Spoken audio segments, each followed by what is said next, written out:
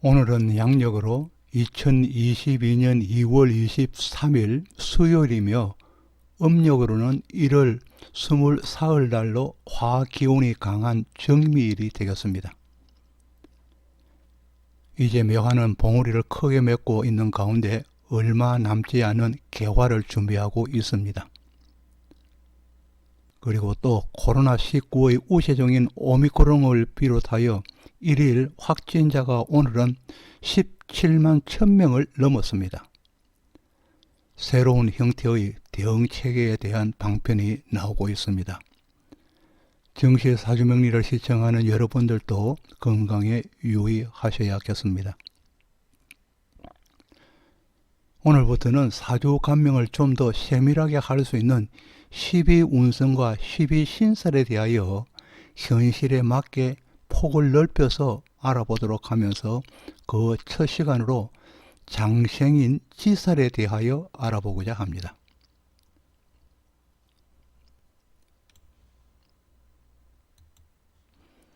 그럼 본문에 들어가도록 하겠습니다.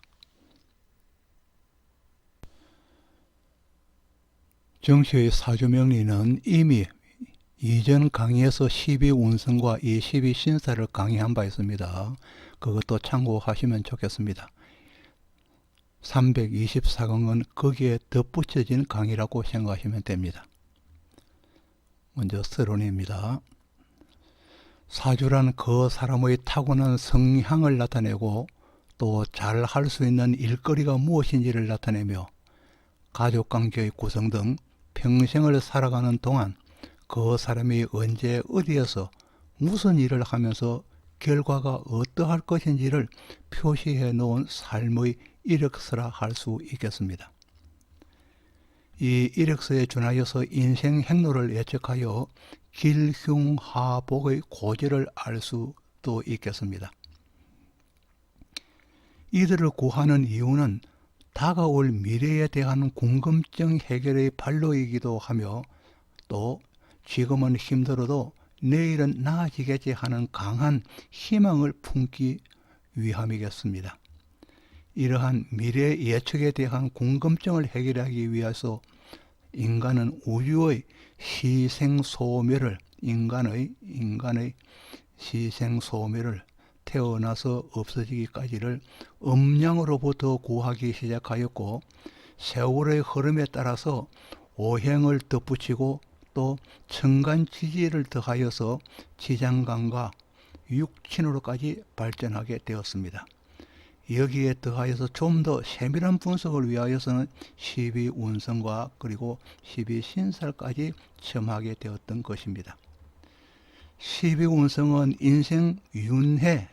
인생윤회의 개념을 긍정적으로 풀어낸 것이지만은 그러나 12신살은 운성에 비하여서는 살이라는 개념을 붙여서 개념이 붙은 것으로 보아서 부정적인 면을 다소 많이 포함하고 있다고 할 수 있겠습니다.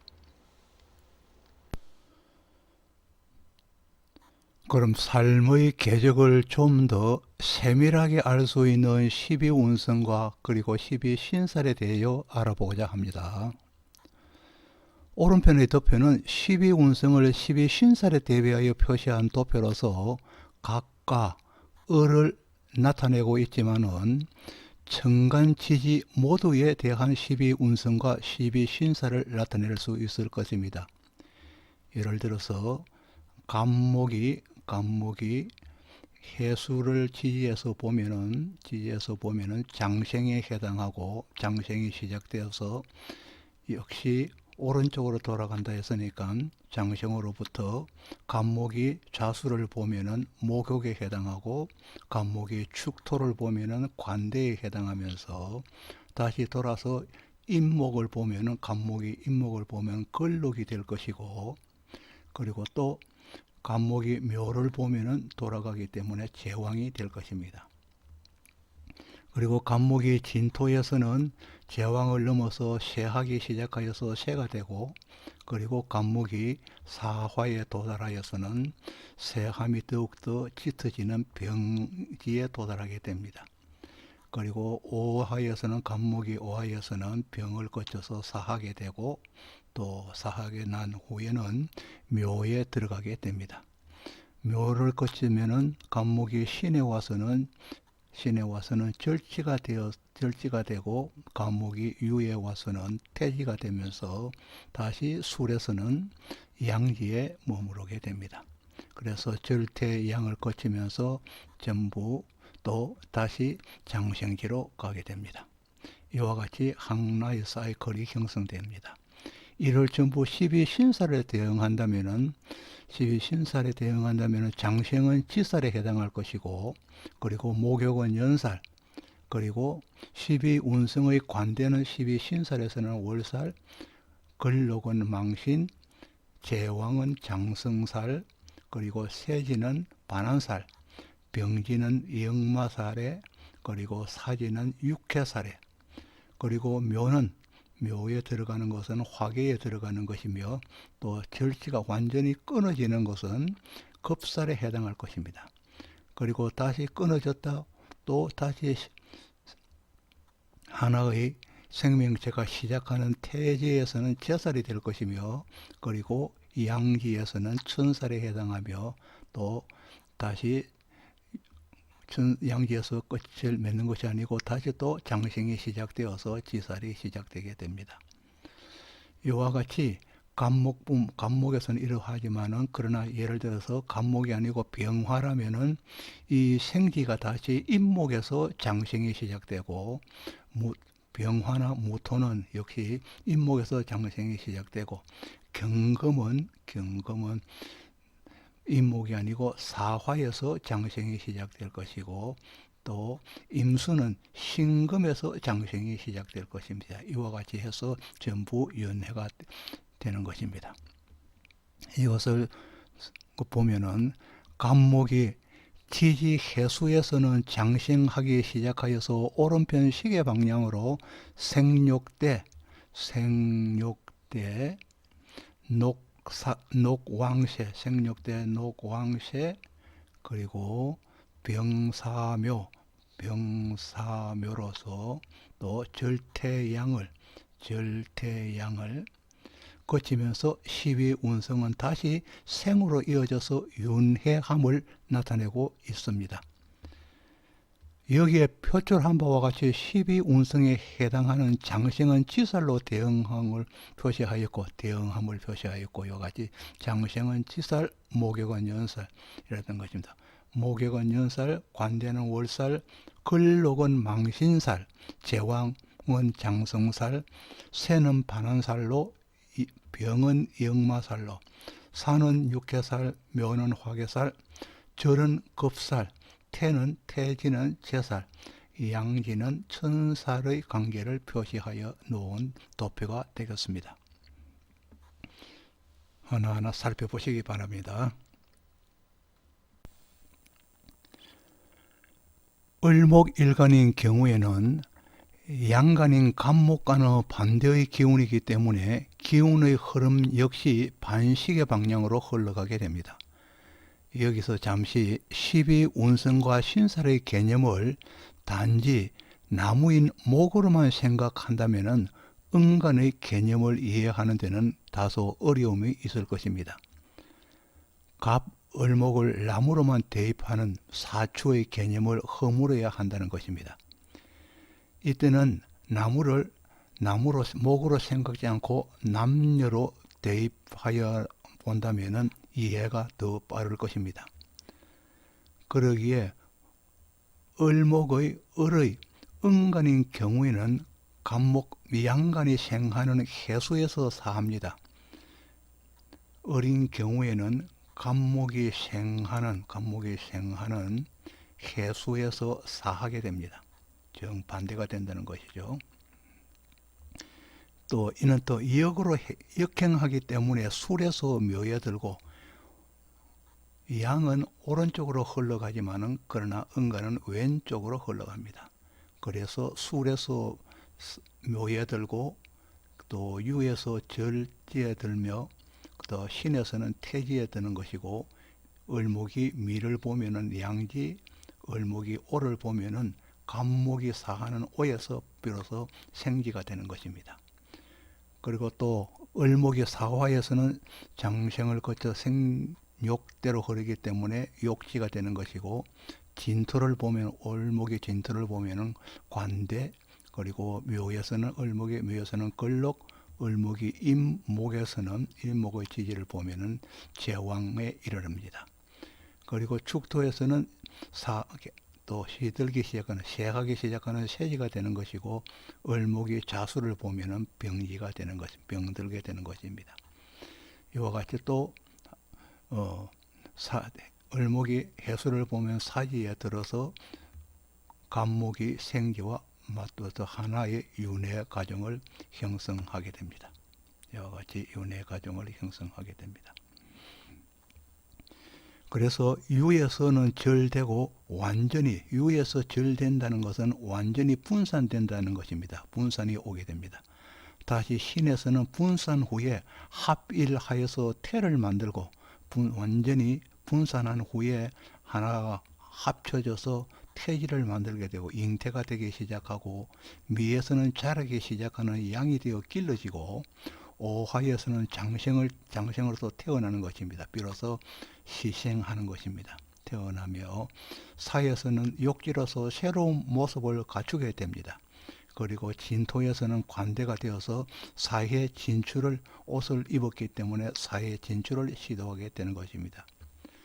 비로소 묘에서는 걸록이 되어서 죄를 취할 수 있는 단계에 이르고, 또 임목에서는, 을목이 임목에서는 제왕이 되어서 최고의 경지인 전성기를 맞이하게 되는 것입니다. 이후부터는 축토는 새하여 기울어지는 것이고, 자수에서는 병들어서 능력을 상실하게 되는 것이고, 또 해수에서는 사함으로써 윤회 과정을 다시 거치게 되는 것입니다. 이와 같은 것을 보면은 양지에서는 생지인 치살이 생지인 치살이 음에서는 사하게 되는 것이고, 음에서는 사, 그리고 욕살인 연살에서는 병, 음에서는 병지가 되는 것입니다. 그 관대지 월살에서는 세지가 되는 것이고, 녹지인 망신살에서는 왕지, 또 화계의 화계에서는 양에 들게 되고, 음은 양입니다. 그리고 또 절지의 급살에서는 태지의 음에서는 태지에 이르게 되는 것이, 이와 같은 것을 음양으로 구분해 놓은 표시입니다.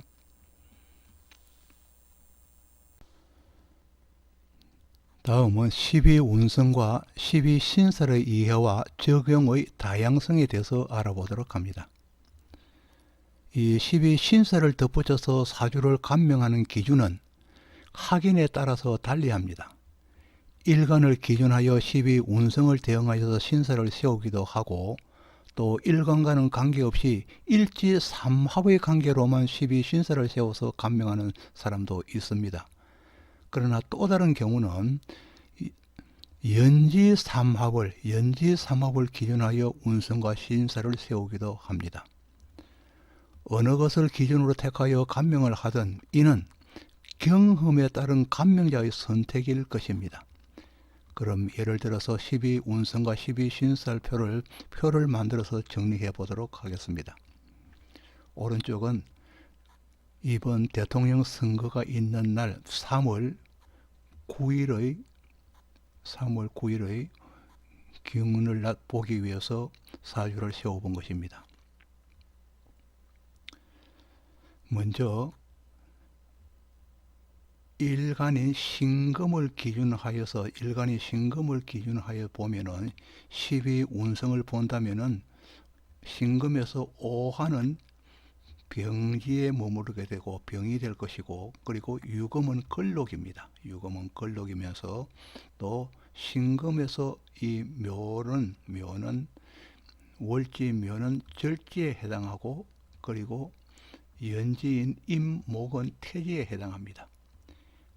이것을 전부 12운성을 12신설에 대입하여 본다면은 역시 일간의 기준입니다. 대입하여 본다면은 병지는 역마살에 해당하고, 걸록은 망신살, 절지는 급살에 해당할 것입니다. 또 태지는 제살이 될 것입니다. 제살에 해당합니다.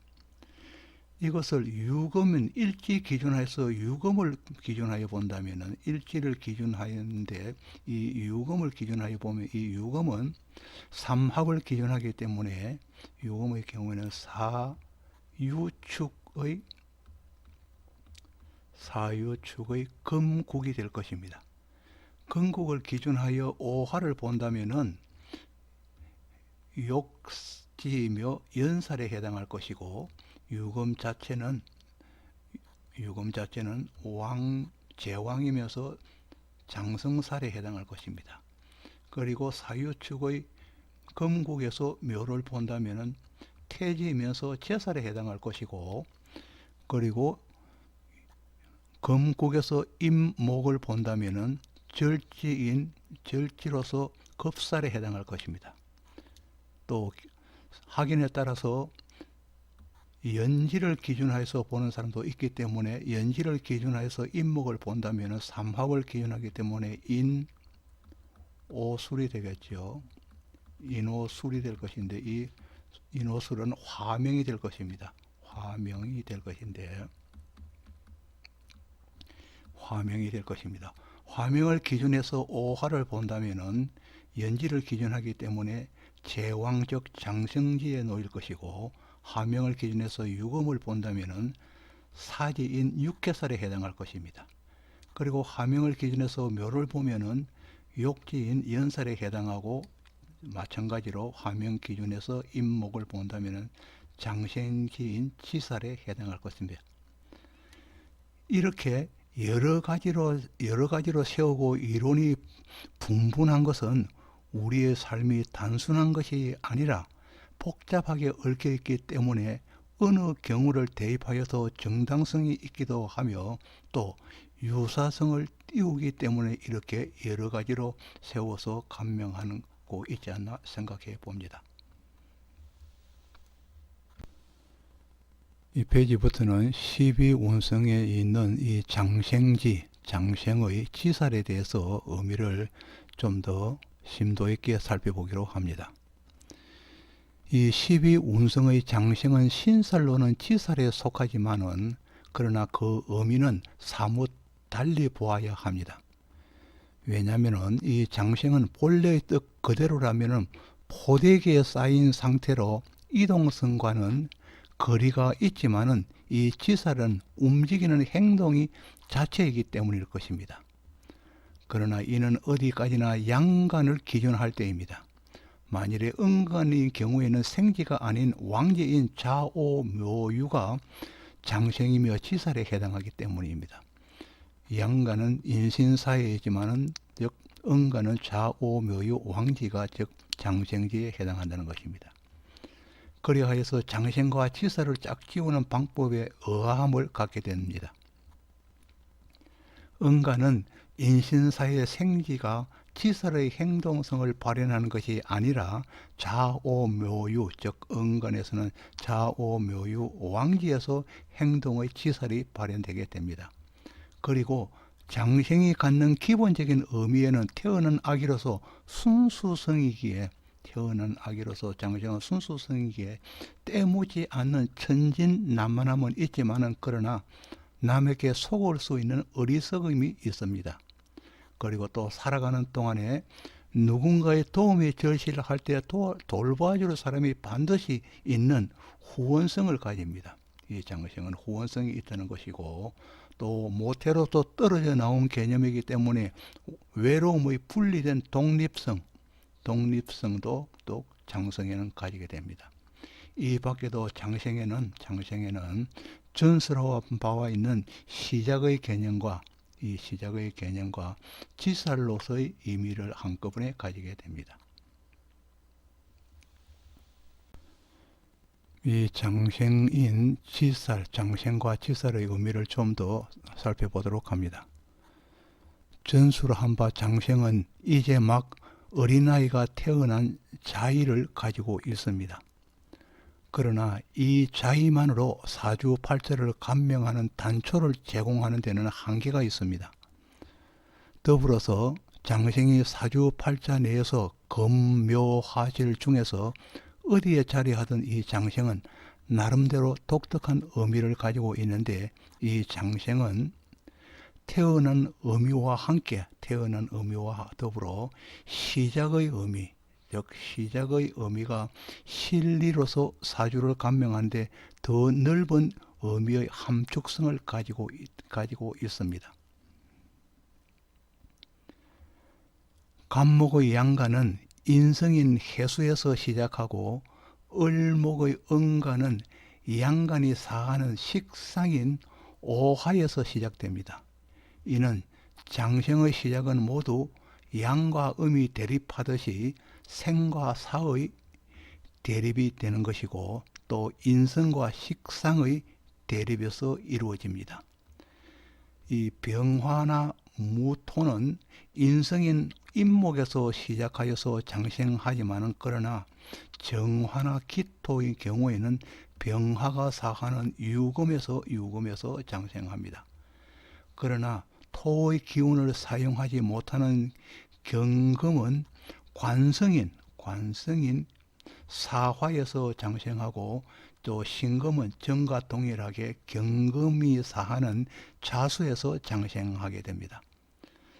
그리고 또 임수는 간목과 병화와 동일하게 인성인 신금인 인성에서 장생을 얻고, 개수는 임수가 사하는 식상인 묘에서 장생을 얻어서 서로 대립하는 관계가 성립되게 되는 것입니다. 이 장생은 태어난 의미와 더불어 시작의 의미가 실리로서는 더 넓다고 하였습니다.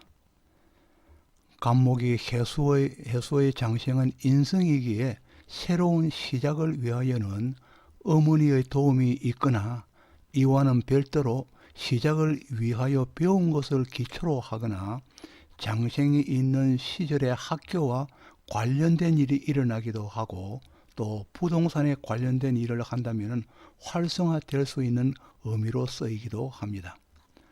그러나 을목에서의 장생은 간목 인성의 장생의 관계보다는 오화의 식신이기 때문에, 식신이기에 식복과 더불어 이미 시작된 일에 대한 활동력이 강화될 것이며, 만일의 여명이라면 자식에 관련한 것이거나 직업과 관련하여 사회적인 변동수가 많을 것이라는 의미를 가지고 있습니다. 그리고 또 무엇을 시도하려는 경우는 식신인 오화가 목의 뒷계절이기에 남보다는 더디다는 의미로서 굼뜸의 의미로도 볼 수 있으며, 이미 임묘진의 봄의 계절을 지나온 것으로 모든 것이 준비되어 있는 완벽한 출발이라는 의미를 가지기도 합니다. 그리고 또 예로서 50대 이상인 경우에 간목 일간이 대운에서 해수의 장생이 자리한다면 인생 후반기부터 늦게 인성에 관련한 일이 시작될 것임을 암시하고 있으며, 을목의 경우라면 사업을 하여도 업종이 화기와 관련하기 쉽고, 또 여타한 사유로 인하여서 활동성이 다소 늦게 펼쳐질 것이라는 의미를 동시에 가지고 있습니다.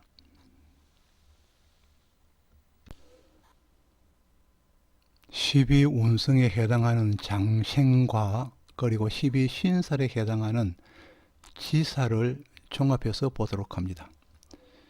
12운성의 장생은 신살로는 지살이라고 하였습니다.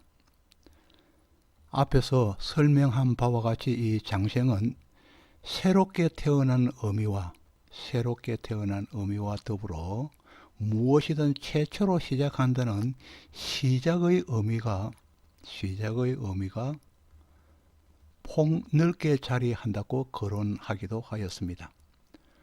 그리고 또 12운성에서는 긍정적인 의미를 은연중에 담고 있지만은, 그러나 신살에는 긍정적인 의미는 줄어들고 살이란 단어를 붙여서 부정적인 의미를 보다 많이 담고 있다는 것도 거론하였습니다. 그리하여 12운성의 장성에는 시작하는 것도 기분 좋은 것이 되고 결과도 좋을 것이라고 예측하게 됩니다. 그러나 치살에서의 시작은 움직임이 있는 가운데도 마음이 내키지 않아서 그 속에는 다소 불만이 있을 수 있고 또 불평이 묻어 있을 수 있으며 또 움직여야 할 강제성이 묻어 있기도 한 것입니다. 또 치살은 땅을 나타내기 때문에 땅의 유실이나 매몰되는 등 땅으로 인한 피해와 재해의 의미를 포함하기도 합니다. 재해의 의미를 포함하기도 합니다.